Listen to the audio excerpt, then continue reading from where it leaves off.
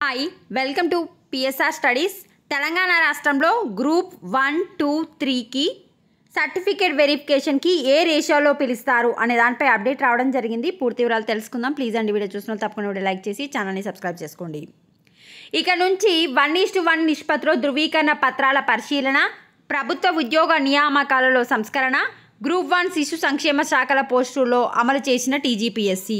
చూడండి, ఇప్పుడు 563 గ్రూప్ 1 పోస్టుల భర్తీ ప్రక్రియలో ఓన్లీ 563 మాత్రమే సర్టిఫికేట్ వెరిఫికేషన్కి అయితే పిలుస్తున్నారు.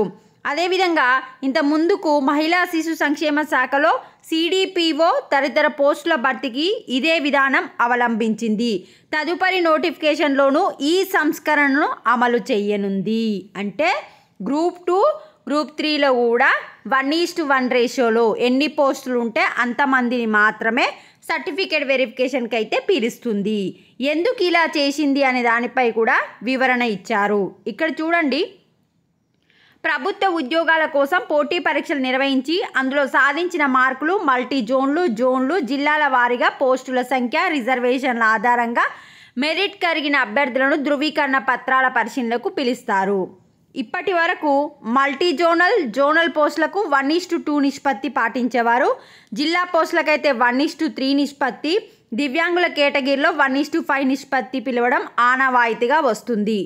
ఇటీవల టీజీపీఎస్సీ భర్తీ చేసిన పోస్టులకు 1:2 నిష్పత్తిలో అభ్యర్థులను ధృవీకరణ పత్రాల పరిశీలనకు పిలవగా 100% హాజరైనట్లు సమాచారం. అంటే ఒకవేళ 50 పోస్టులు ఉన్నాయనుకోండి, 1:2 అంటే 50 పోస్టులకు వచ్చేసి 100 మంది సర్టిఫికేట్ వెరిఫికేషన్కి పిలుస్తుర్రు. అంటే అదనంగా ఎక్స్ట్రా వచ్చే 50 మందిలో ఉద్యోగం వస్తుందనే ఆశలు కల్పించినట్లు అవుతుందని చెప్పి, ఇకపై అట్లాంటి ఆశలు పెట్టకుండా ఏ స్టూడెంట్ కూడా డిసప్పాయింట్ కాకుండా ఓన్లీ 1:1 రేషియోలో, అంటే ఇప్పుడు 563 గ్రూప్ 1 పోస్టులు ఉంటే 563 మాత్రమే సర్టిఫికేట్ వెరిఫికేషన్కి పిలుస్తారు.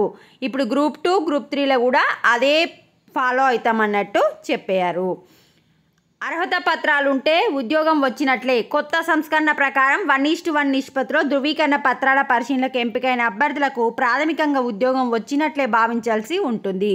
పరిశీలనలో సరైన అర్హతలు, రిజర్వేషన్ ప్రకారం అవసరమైన ధృవీకరణ పత్రాలు లేనట్లు వెల్లడైన, గైహాజరైన తదుపరి మెరిట్ అభ్యర్థిని పరిశీలనకు పిలుస్తారు. ఇది అప్డేట్. 1:1 పిలిస్తే ప్రాబ్లం ఏం లేదు. కానీ ఎవరైనా ఆబ్సెంట్ అయితే మరి ఆ పోస్టులు ఎవరికి ఇస్తారు, మళ్ళీ తర్వాత పిలుస్తారా అనేది చూడాలి. వీడియోని లైక్ చేయండి. Thanks for watching. So group 2, group 3 కూడా 1:1 నిష్పత్తిలోనే సర్టిఫికేట్ వెరిఫికేషన్కి అయితే పిలవడం జరుగుతుంది.